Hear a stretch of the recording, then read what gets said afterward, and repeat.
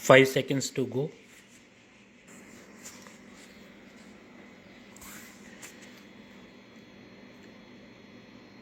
Start. 55 years ago this day, almost at this hour, the Constituent Assembly met in this hall to herald India's freedom. That was an event which was unique in world history and which has no parallel in the political annals of any country, ancient or modern.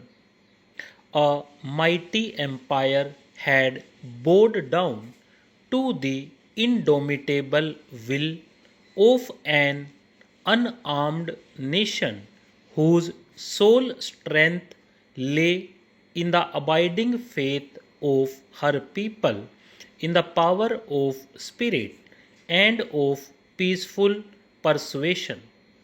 Truth and non-violence, the father of our nation had insisted, were strong and sufficient weapons for a backward, poor, and unorganized people to win them their birthright of freedom, both political and economic. This firm foundation prepared us for a life of dedication and hard work so that India may rediscover her greatness and march towards her manifest destiny of a peaceful, prosperous, and progressive existence in the Committee of Nations. We can claim in all humility that despite periods of extreme stress and strain, we have emerged today as a stable, well knit, and self reliant nation. When India got the right and the power to govern herself, we inherited an administration which had no direct relevance to the enormous task of bringing about a rapid transformation of an economically backward and industrially undeveloped country into a modern state. Independent India's constitution laid great emphasis on the promotion of welfare of the people by securing and protecting effectively a social order in which justice, social, economic, and political shall inform all the institutions of national life.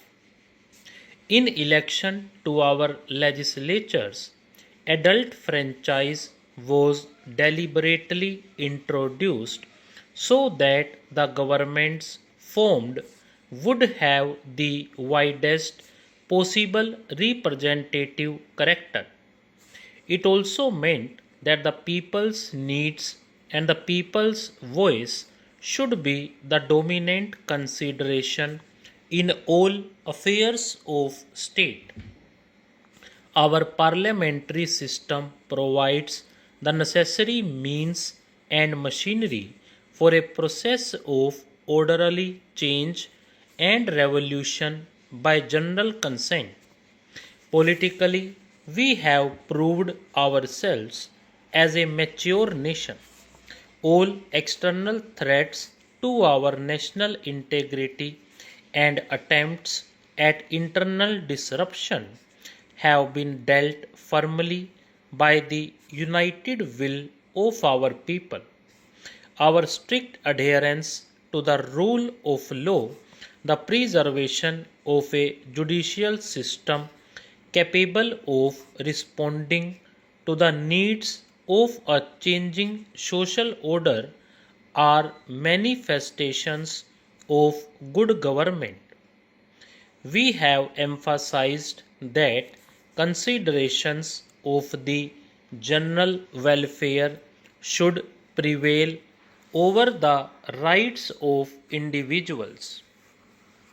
In a country as large as India, with its social diversities and with a growing population, the problems of reconstruction are bound to be colossal, and the needs in the spread of education, growing of sufficient food, provision of housing, or other basic amenities to the people are continuous and ever increasing. But in meeting these needs, our unshakable aim is the building of an equitable society and an economic system in which there will be no exploitation of man by man. We have yet a long way to travel before we can make any claim to success. We have resources in land, water, and minerals such as very few countries have. Even making allowance for the vagaries of the weather, the country is capable of achieving self sufficiency in regard to the basic requirements of our people. An integrated service oriented program is an essential precondition for this. I have always advocated that planning for development to be realistic has to be started from the village level.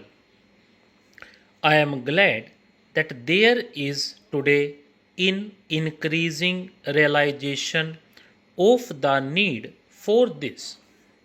Plans and programs are not intended to be mere assessment charts or arithmetical projections of national resources. Our commitment to the gigantic but inescapable task of the removal of poverty is a mandate for our people, and it has to be fulfilled in the quickest possible time and in the smoothest possible manner. The task must be tackled on a war footing, and this calls for collective effort and collective wisdom on the part of every group and every individual in the country.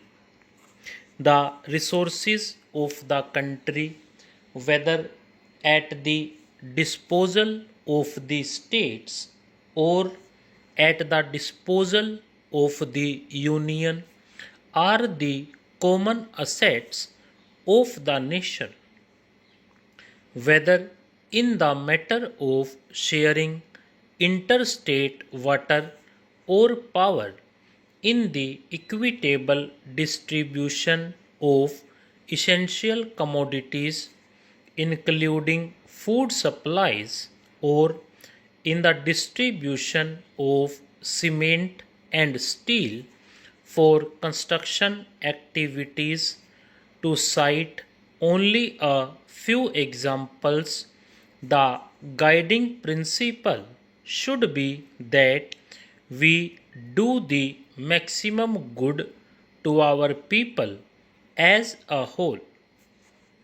The prosperity and progress of every part of India is the concern of the whole nation. Every Indian born in this country has a right and a claim to an equal share in that prosperity and progress. The state has a duty to take special care of the weaker sections of the community and the backward areas in different parts of the country. In helping to build them up, the approach should be a positive program by which they will come up to the level of the rest of community. Stop.